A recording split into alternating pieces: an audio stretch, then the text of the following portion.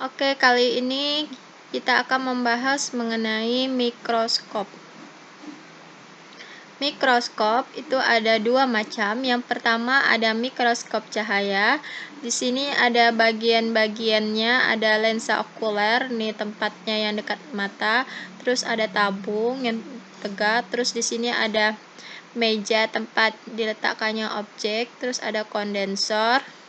Terus ada diafragma, ini ada cermin, ini kaki penumpang mikroskop, ini ada sendi inklinasi, di sini ada penjepitnya untuk objek, ini ada tempat pegangannya, tempat tangan kita megang, terus ada skru pengarah halus dan skru pengarah kasar yang di atas. Selanjutnya ada mikroskop elektron. Nah, mikroskop elektron ini menggunakan teknologi yang sangat canggih. Dia menggunakan magnet.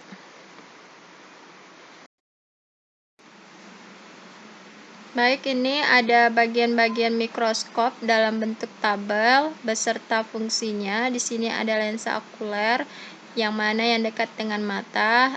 Terus ini perbesarannya ada yang 5, 10 kali, bahkan sampai 15 kali.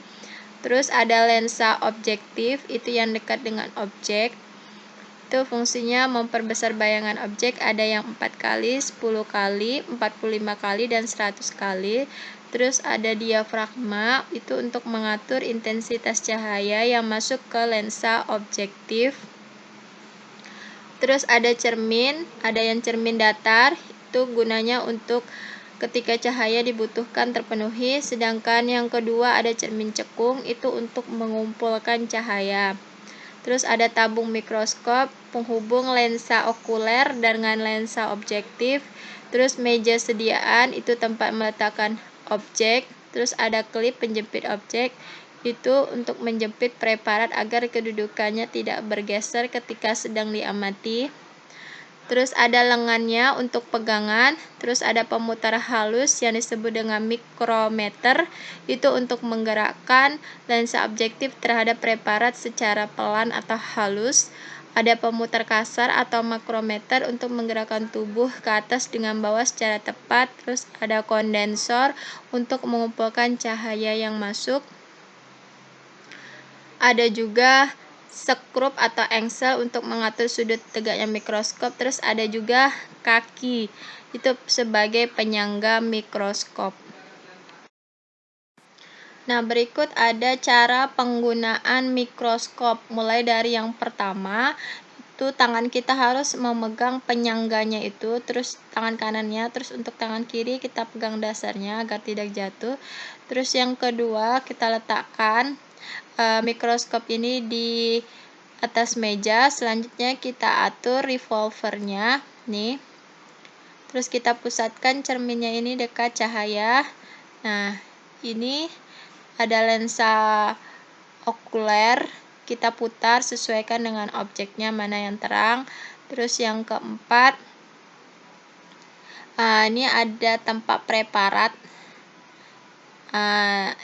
Preparatnya diletakkan di sini, ada cerminnya.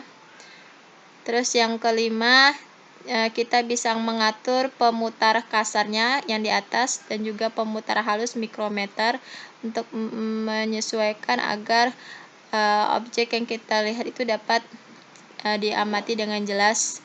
Selanjutnya kita coba menggeser kaca tempat preparatnya ini. Nah, kita selesaikanlah di tahap air ini, sesuaikan semua.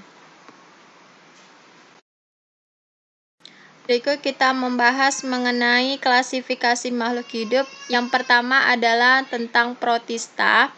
Untuk protista ini selnya memiliki membran inti atau disebut dengan sel eukariotik dan bersel tunggal atau uniselular. Di sini contohnya ada amuba, terus ada euglena, ada paramecium, ada dictyostelium discoideum, ada sparolegnia, ada Physarum polycephalum, ada Phytophthora infestan. Selanjutnya ada kingdom yang kedua, ada Monera. Untuk Monera ini selnya tidak memiliki membran inti atau sering disebut dengan prokaryotik. Selnya satu sama, bersifat uniseluler dan berkembang biak dengan cara membelah diri. Nah, ini gambarnya. Di sini untuk Monera, contohnya adalah bakteri Mycobacterium tuberculosis atau bakteri yang ada pada penyakit TBC.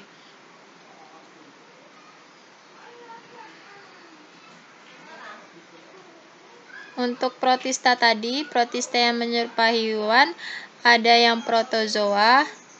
Di sini diantaranya ada Paramecium, Entamoeba histolica, terus ada yang Plasmodium malariae yang menyebabkan penyakit malaria. Yang ini. Contoh dari Monera. Monera di sini ada pada ganggang biru. Di sini ada Crococcus, ada Gloeocapska, ada Oscillatoria, ada Tolipotrix, ada Merismopedia, dan Gleutrichia. Selanjutnya kita membahas tentang fungi. Fungi atau sering juga disebut dengan jamur. Nah, fungi itu merupakan kelompok makhluk hidup yang memperoleh makanan dengan cara menguraikan bahan organik makhluk hidup yang sudah mati. Jamur sifatnya tidak berklorofil, artinya dia itu tidak mempunyai zat hijau daun. Berspora, dia tidak mempunyai akar, batang, dan juga daun. Hidupnya itu di tempat lembab, bersifat saprofit, artinya hidup dan makan dari bahan organik yang sudah mati atau yang sudah busuk, dan juga ada yang parasit merugikan tempat yang lain. Nah, ini contoh dari fungi biasanya pada roti, terus pada nasi yang sudah basi, terus pada tempe, dan ada juga yang tumbuh seperti ini bentuknya.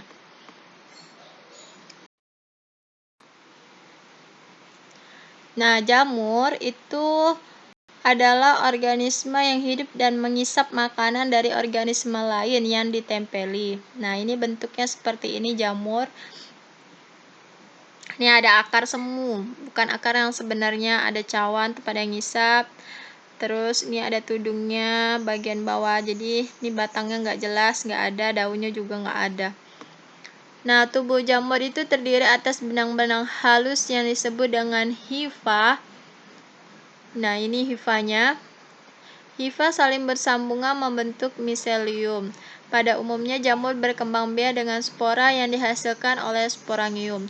Contoh makhluk hidup yang termasuk kelompok jamur adalah jamur roti, ragi tape, jamur tiram, jamur kayu. Nah, ini ada klasifikasi dari jamur, ada 5 kimdong. Yang pertama Myxomycota dan Oomycota termasuk kelompok protista, yaitu protista mirip jamur. Jamur dibagi menjadi 6 filum. Yang pertama Critirodiomycota, Zygomycota, Chloromyromycota, Ascomycotina, Basidiomycotina, dan Deuteromycotina. Nah, ini gambarnya masing-masing. Yang Myxomycotina, Ascomycotina, Oomycotina, ada Basidiomycotina, Zygomycotina, dan Deuteromycotina. Selanjutnya di sini kita akan membahas kingdom dari plante atau kerajaan tumbuhan. Ini ada diagramnya. Yang pertama, kerajaan tumbuhan itu ada 3. Yang pertama Bryophyta atau disebut dengan lumut, di mana lumut itu ada lumut hati, ada lumut daun, dan ada juga lumut tanduk. Nah, ini gambarnya contoh lumut daun. Selanjutnya ada Pteridophyta atau bangsa paku-pakuan. Di sini Pteridophyta dibagi jadi 4. Yang pertama Psilophytinae atau paku purba, Lycopodinae paku kawat, Equisetinae paku ekor kuda, dan Felicinae paku sejati.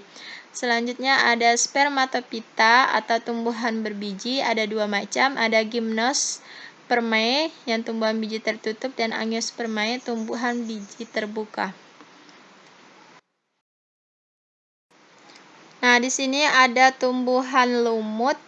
Nah, untuk tumbuhan lumut dan juga tumbuhan paku, di sini tumbuhan yang memiliki spora serta berkembang biak dengan cara vegetatif ataupun juga generatif. Tumbuhan ini punya klorofil atau zat hijau daun sehingga mereka mampu berfotosintesis.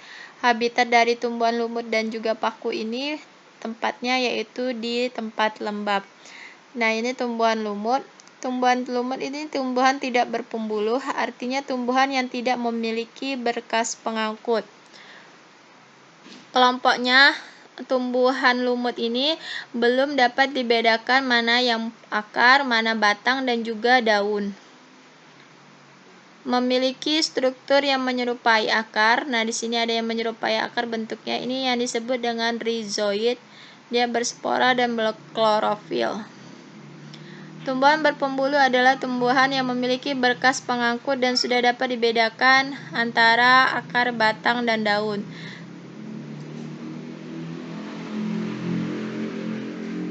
Kalau tumbuhan paku ini memiliki ciri yaitu memiliki akar, batang, dan daun sejati, tidak berbunga dan tidak berbiji. Ciri dari tumbuhan paku adalah daun muda yang menggulung. Daun tumbuhan paku ada yang memiliki spora yang disebut dengan sporofil dan ada pula yang tidak memiliki spora disebut tropofil. Nah, ini adalah bagian dari tumbuhan paku. Nah, di sini ada daun muda, terus ada sporongium, ada batangnya di sini, terus ada juga akar. Dan di sini tumbuhan paku adalah tumbuhan yang sudah punya talus, sudah mempunyai, bisa dibedakan mana yang akar, batang, dan daun. Beda dengan lumut tadi ya. Selanjutnya kita membahas mengenai tumbuhan berbiji atau spermatopita dikelompokkan menjadi tumbuhan berbiji terbuka, gimnosperme, dan tumbuhan berbiji tertutup disebut dengan angiosperme. Nah, ini contoh dari tumbuhan berbiji terbuka yaitu pada melinjo, pinus. Nah, tumbuhan berbiji terbuka, ciri-cirinya kita lihat di sini berbiji telanjang. Berbiji telanjang artinya bijinya kelihatan dari luar, bijinya tidak dibungkus oleh daun buah. Terus alat reproduksi berupa bangun seperti kerucut yang disebut dengan strobilus. Ada 2 strobilus, ada yang jantan dan ada yang betina.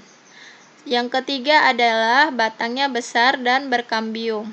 Terus yang keempat berakar tunggang dan juga ada yang berakar serabut. Yang kelima daunnya selalu hijau, sempit, tebal, dan kaku. Contohnya tumbuhan berbiji terbuka, juniper, cemara, damar, pinus, melinjo, dan pakis haji. Nah, selanjutnya di sini ada tumbuhan berbiji tertutup. Ini gambar pohon pinus yang C, ini damar, ini cemara, ini yang A. Ini juniper, ini masih tumbuhan biji terbuka. Selanjutnya tumbuhan berbiji tertutup itu disebut dengan angiosperme, adalah bakal biji yang bijinya terlindungi oleh daun buah, jadi tidak kelihatan. Daun buah dikelilingi oleh alat khusus yang membentuk struktur pembiakan yang disebut dengan buah. Contohnya adalah mangga, jambu, apokat, anggur, nangka, itu adalah tumbuhan biji tertutup atau sering disebut dengan angiosperme. Nah, ini ada contoh tumbuhan dari angiosperme. Ini ada anggur, nangka, alpukat, jambu, ada mangga. Nah, untuk angiosperme perhatikan ada 2 macam, ada yang tumbuhan berkeping satu yang disebut juga dengan monokotil, di mana ciri-cirinya memiliki satu keping daun lembaga, berakar serabut, batang tidak berkambium, berkas pembuluh pengangkut tersebar, tulang daun sejajar atau melengkung, dan kelopak bunga pada umumnya kelipatan 3. Selanjutnya, untuk tumbuhan berkeping 2 atau disebut juga dengan dikotil, itu cirinya memiliki 2 keping daun lembaga, akarnya tunggang, batangnya kambium, tulang daunnya menjari atau menyirip, berkas pengangkut tersusun dalam satu lingkaran, dan kelopak bunga kelipatan 4 atau 5.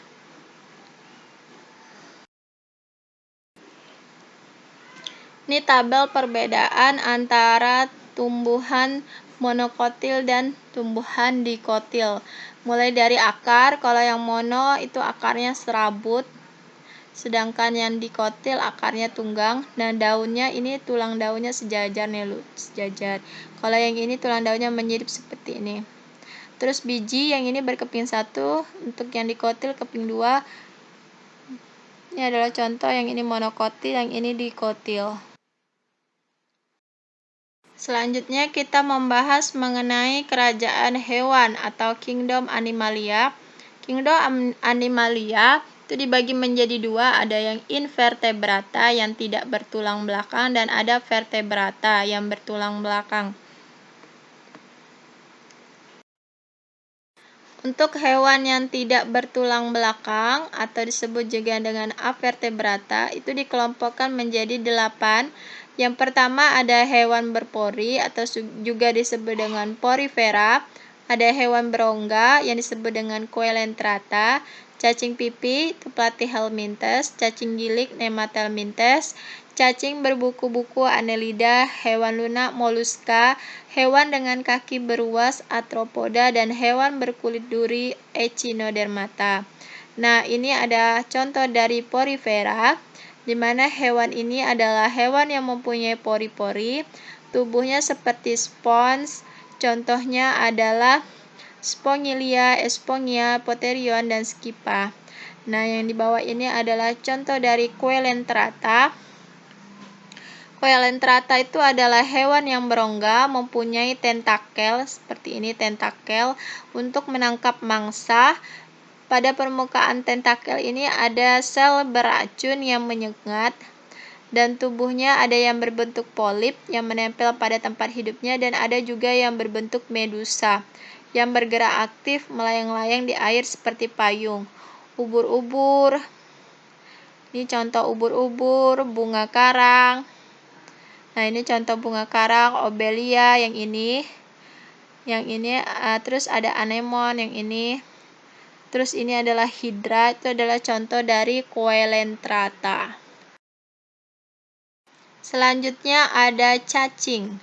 Cacing atau vermes itu tubuhnya lunak, tak bercangkang, dan tubuhnya simetris bilateral. Berdasarkan bentuk tubuhnya ada 3 kelompok, ada cacing pipi yang disebut dengan platyhelminthes. Contohnya cacing hati, cacing pita, cacing gilik, tubuhnya bulat panjang dan tidak bersegmen. Contohnya cacing perut, cacing kremi, dan cacing tanah. Cacing tambang, cacing gelang, tubuhnya beruas-ruas seperti cincin. Contohnya cacing tanah, lintah, pacet, sebagainya. Nah, ini ada gambar jenis-jenis cacing. Selanjutnya ini adalah moluska. Moluska hewannya tubuhnya lunak, banyak lendir, dan terbungkus oleh mantel. Nih mantelnya. Ada yang memiliki cangkang, berfungsi untuk melindungi tubuh. Contohnya cumi-cumi, gurita, siput, kerang, tiram, remis. Nah, ini contohnya, ini gurita, kerang, siput laut. Contoh moluska. Selanjutnya ada hewan arthropoda atau sering juga disebut dengan hewan berbuku. Tubuhnya dibedakan atas kepala, dada, perut. Tubuhnya terbungkus zat kitin yang keras, memiliki alat indera yang peka terhadap sentuhan dan bau-bauan. Matanya faset, yaitu mata majemuk terdiri atas beribu-ribu mata kecil berbentuk segi 6. Arthropoda ada 4 kelas, ada insekta atau serangga, contohnya belalang, lebah, kumbang. Ada crustacea, bangsa udang-udangan, contohnya udang, kepiting, rajungan. Ada aroenidea, laba-laba, contohnya laba-laba, kalajengking, kutu, caplak, myriapoda, lipan. Contohnya myriapoda atau lipan, contohnya kelabang atau kaki seribu. Nah, ini contoh dari arthropoda. Ini ada belalang, kumbang, kepiting, laba-laba, kalajengking, kutu, caplak, kelabang, dan kaki seribu. Nah, berikut ada echinodermata, di mana hewan yang tubuhnya diselimuti duri. Ada lempengan zat kapur atau zat kitin yang keras. Tubuhnya simetris radial dengan 5 lengan. Pada tubuhnya terdapat sistem ambulakral untuk alat gerak, bernafas, dan menangkap mangsa. ada 5 kelas. Yang pertama Asteroidea, contohnya bintang laut. Nah ini, terus ada Echinodea atau landak laut bulu babi. Nah yang ini. Terus ada Ophiuroidea atau bintang ular, contohnya yang ini. Terus Crinoidea atau lilia laut yang B. Terus ada Holutroidea, contohnya tripang ini. Selanjutnya ada hewan bertulang belakang atau sering juga disebut dengan vertebrata. Ada bangsa ikan atau Pisces, ada bangsa mamalia, contohnya sapi, terus ada amfibi, contohnya katak, terus ada ular, ini reptil, burung, contohnya merpati. Untuk hewan vertebrata, nah ini ada 5 kelompok, ada Pisces, ikan, amfibi, hewan yang hidup darat dan air, reptil, hewan melata, aves, burung, mamalia, hewan menyusui. Nah, menurut Carolus Linnaeus, berdasarkan persamaan dan perbedaan struktur tubuh makhluk hidup dilakukan dengan cara mengamati dan meneliti makhluk hidup, cari mana persamaannya. Terus jika ada makhluk hidup memiliki ciri struktur tubuh sama atau mirip, jadikan satu kelompok. Selanjutnya memberikan istilah tertentu untuk setiap tingkatan, berdasarkan banyak sedikitnya persamaan ciri. Di sini kita membahas mengenai tingkatan klasifikasi yang digunakan oleh Carolus Linnaeus, di mana dari yang tertinggi itu adalah kingdom atau regnum, yang disebut bahasa Indonesianya dunia atau kerajaan. Terus ada phylum atau divisio, itu disebut dengan bagian atau keluarga besar. Phylum itu biasa untuk hewan dan divisio itu biasa untuk tumbuhan. Terus klasis itu artinya kelas, ordo itu bangsa, family itu suku, genus itu marga, dan spesies itu jenis. Nah, menurut Carolus Linnaeus, menggunakan sistem klasifikasi makhluk hidup itu disebut dengan sistem binomial nomenklatur atau sistem nama ganda, di mana aturannya nama spesies ada 2 kata. Kata pertama itu nama genus, dan kata kedua itu menunjukkan kata spesies. Untuk kata pertama itu hurufnya besar, dan untuk kata kedua hurufnya kecil. Nah, di sini ada contoh. Nama spesies itu 2. Zea mais. Nah, kata pertama hurufnya besar. Z-nya ini harus besar, dan kata kedua mais ini hurufnya kecil. Nah, menggunakan bahasa Latin. Zea mais itu bahasa Latin. Dan dicetak miring. Nah, cetaknya miring atau digaris bawahi. Dan secara terpisah untuk menunjukkan yang ini genus, yang ini spesies. Zea mays ini artinya adalah jagung. Nah, ini adalah perbedaan takson untuk tumbuhan dan hewan. Di sini diberikan perbedaan. Yang berbeda di sini hanya pada bagian divisio ini untuk tumbuhan, sedangkan phylum ini untuk hewan. Yang lain sama kingdom, klasis sama klasis, ordo sama, family sama, genus sama, spesies sama. Jadi perbedaannya hanya di bagian divisio dan phylum. Divisio untuk tumbuhan, phylum untuk hewan.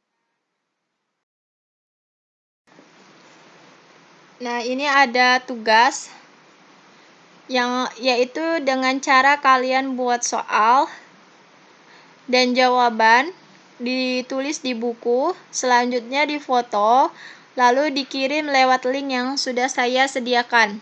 Soal yang pertama, kalian gambarkan mikroskop beserta bagian-bagiannya. Tadi sudah di awal, sudah ditunjukkan. Terus buatlah dalam bentuk tabel bagian mikroskop beserta fungsinya juga sudah ada. Terus menjelaskan mengenai protista, monera, fungi. Nah, contohnya masing-masing apa? Protista satu-satu boleh. Terus yang keempat, buat dalam bentuk diagram kerajaan dari tumbuhan atau kingdom plante. Yang kelima, buat dalam bentuk diagram kerajaan hewan atau kingdom animalia. Oke, sekian, terima kasih.